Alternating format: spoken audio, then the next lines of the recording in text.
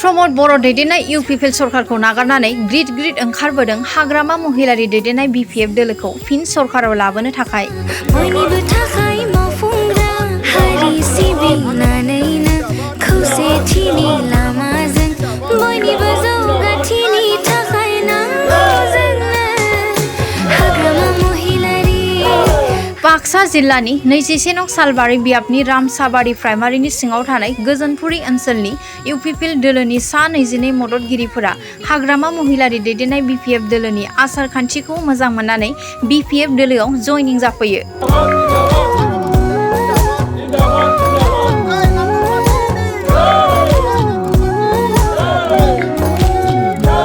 प्रमद बर' दैदेननाय UPPL सरकारखौ दुखु मोननानै सरकार गैयि बिपिएफ दोलोआव लोब लोब जयनिं जाफैनाय नुथाया थारैनो सोमोनांथाव।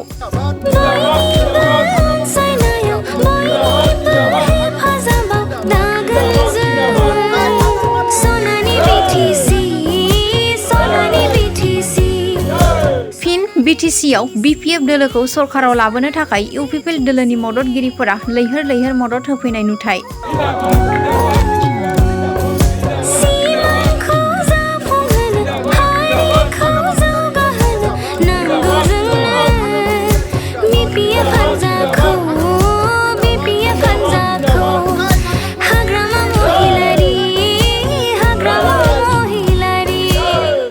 रामसाबारि प्राइमारि बिपिएफनि बेन्दोङाव थानाय नैबे गोजोनपुरि सुपा बे सुपायाव इउपिपिएलनि सापर्टार गासै 22 सुबुंफोरा सेंग्रा आइजो बयबो लोगो नांनानै दिनै जोंनि बिपिएफनि नीति आदर्शखौ मोजां मोननानै बिथांमोना जगदान जाफैदों आरो बिथांमोनखौ जों बिपिएफनि जानानै गोसो गोथारै बरायनानै लानाय जाबाय।